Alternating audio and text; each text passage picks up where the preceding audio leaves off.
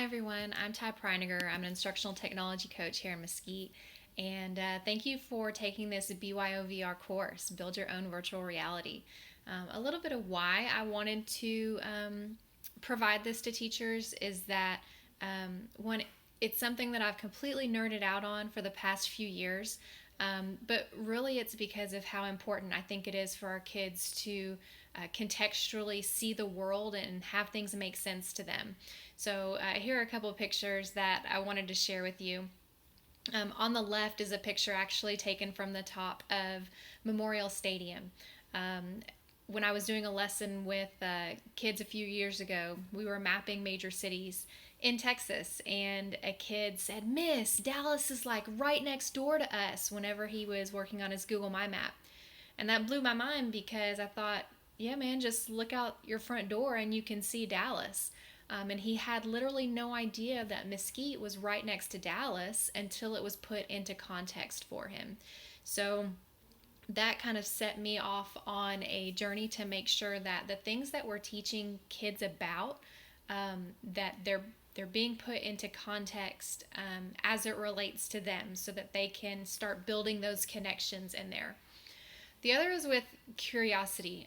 This is an assignment that I actually had one of my students do. It's probably been 7, 8 years ago. We were learning about the 13 colonies, and usually at the end of the unit or the week, we'll be working on this map, and they have to color it in and whatnot. And I noticed that a student colored the Atlantic Ocean in the middle of the United States, and that for me has come to, then whenever it happened, I didn't think much of it. I thought, wow, like he really missed the boat, when really that was on me. One, because I wasn't formatively assessing very well, but two, I obviously didn't make this content relevant to him.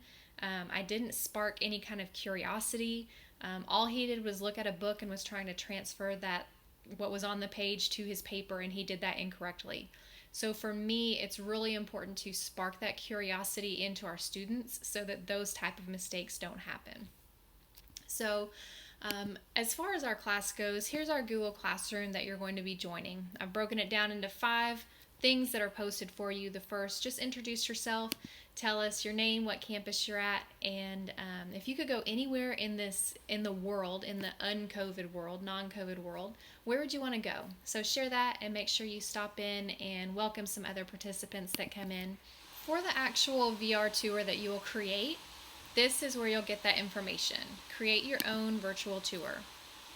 So I've included several links here for you to use, to check out. There is a checklist of the things that you are required to have inside your VR tour. This is the link to Tour Creator, where we'll actually create it. And then these slides have links to some outlines and examples that might be helpful when using them with students. So let's dive right into the tour creation. So we'll click here, and that will take us to Google's Tour Creator. From here, you'll get started. It's going to make sure that you're signed in, so be signed in with your Mesquite ISD account. And then these are the ones that I have worked on or that I own. And to get started, you can click on New Tour or Templates. Let's check out Templates first. So Google doesn't assume that you have your own 360 pictures that you can use in your tour. All of the imagery that is embedded into Google Maps, including Google Street View, are available for us to use in tours. But what I like about these templates is that they also take some of the scenes that are used in Google Expeditions and have put together some sample web-based tours. So if you wanted to check out the solar system, you can actually use these 360 images for your background, but then you can personalize and customize the information that goes into those tours. So that's how that we can align those to the TEKs. But if I go back and start a new tour, this is where we begin. So you give your tour a title. You will give it a cover photo so that that's the first thing that students see whenever they open it up. You'll add a description, and every single thing that we put on this page and in our tour will actually be able to be seen by students on their end once we have the finished item. So the very first thing it prompts us to do is to add a scene. So this is where we can search all of Google Maps and the imagery that's available. Before I get to this point, I actually like to use Google Earth, because in Google Earth, I can navigate a little bit easier to find scenes that I want to look for.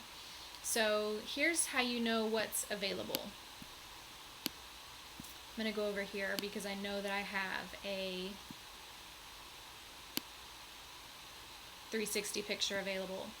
So if you take Pegman here and you click and hold him, right, anywhere where it turns blue, I can access a 360 image. These are mapped by Google's cars, or it's by people who have taken 360 pictures and who have uploaded them to Google Street View. So I actually did that with this little dot right here. So I'm going to drop Pegman here, and you'll be able to see the Street View image. So this is something that I can use inside my tour. I took a picture of this baled cotton to talk about cotton production from the 1800s. So here's how I would get to that in Tour Creator. I just have to get close to where that is and notice that it's going to pull up the same content, but if you notice, it's actually a little bit more difficult because I don't have the satellite view. So I know this is off of Lawson, and I think it's around this area. So we'll see what Pegman finds. Oh, I think I'm too far.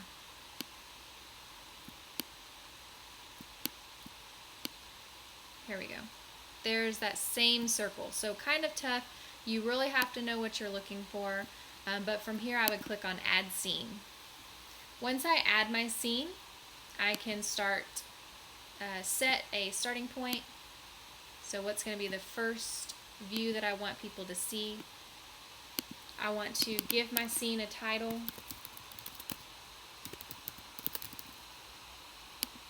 I'm going to give it a description. Notice that I'll only have 500 characters.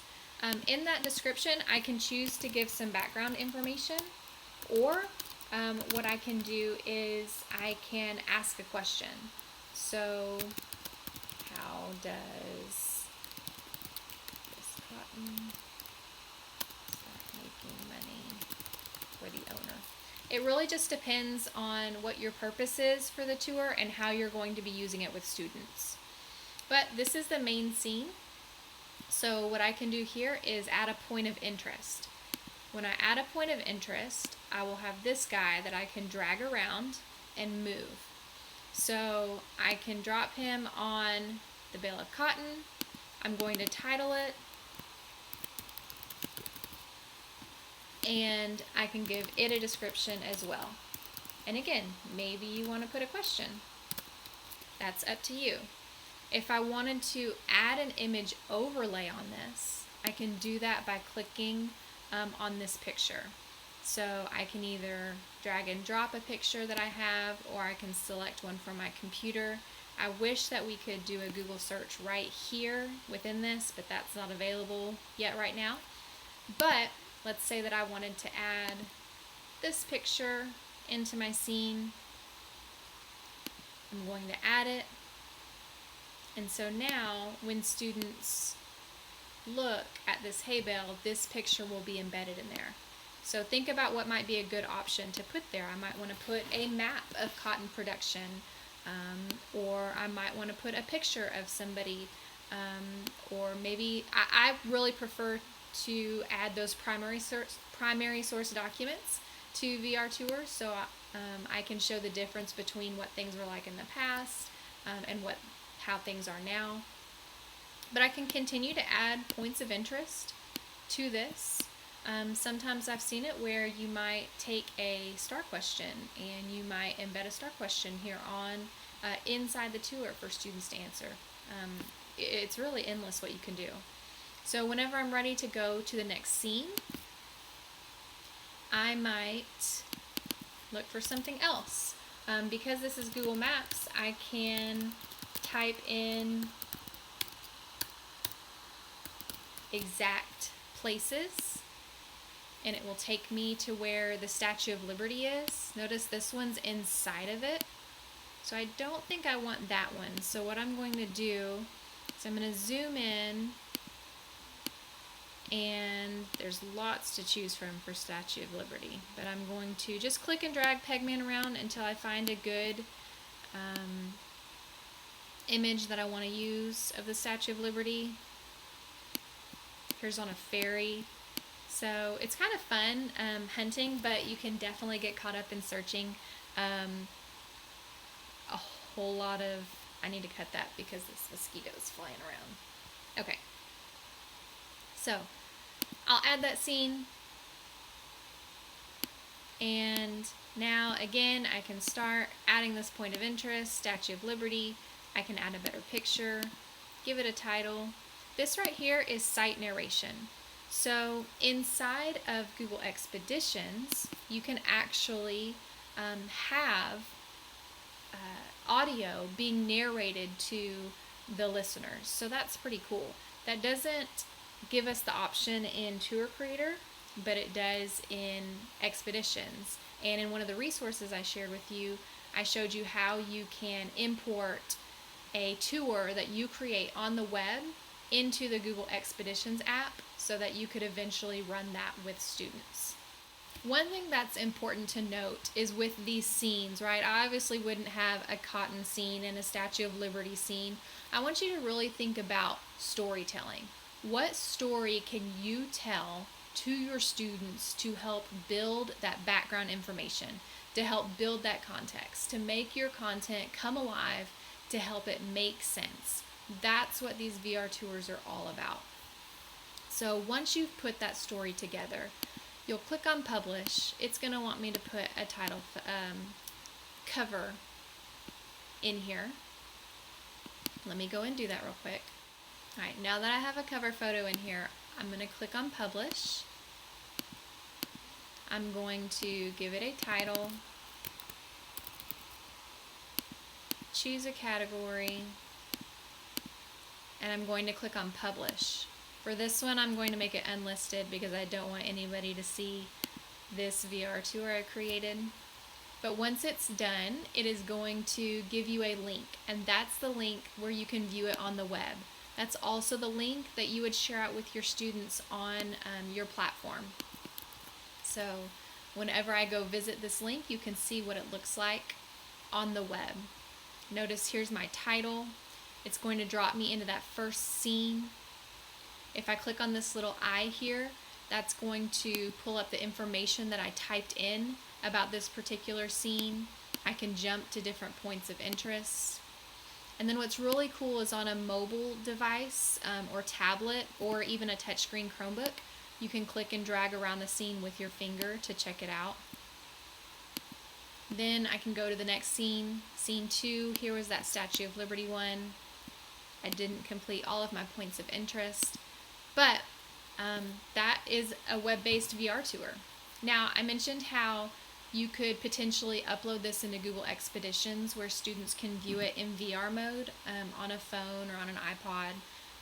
And so if that's the case, then all you need to do is have students or yourself go click on this like button to like it, and then that's going to put it into the app. And I'll pull that up and show that to you on my phone.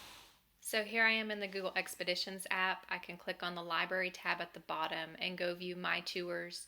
These are all of the ones that I have created that are in my library. But whenever I like or heart something on Poly, they also show up in this list. So I can scroll down to find the one that I showed you guys, title. I can download to view it or even act as a guide in Google Expeditions. So back in Google Classroom, make sure that you're looking at that checklist so you know exactly what to include in your tour. The rest of these materials, lesson plan design. So you don't have to turn in a lesson plan that includes this VR tour, but I do want you to be mindful of and thinking about how would you use a VR tour in your instruction. Could you put it into a station where students are interacting and working on it?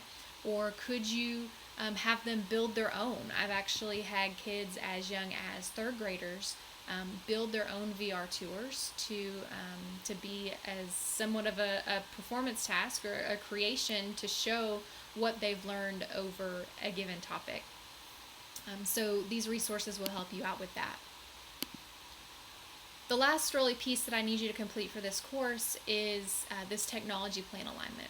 So I mentioned in the beginning how context and curiosity are really the foundations to why we should be using virtual reality in our classrooms. And so I love that our district actually has these belief statements regarding context and curiosity, and that its teachers are providing experiences that foster curiosity and students learn in a meaningful, relevant, real-world context.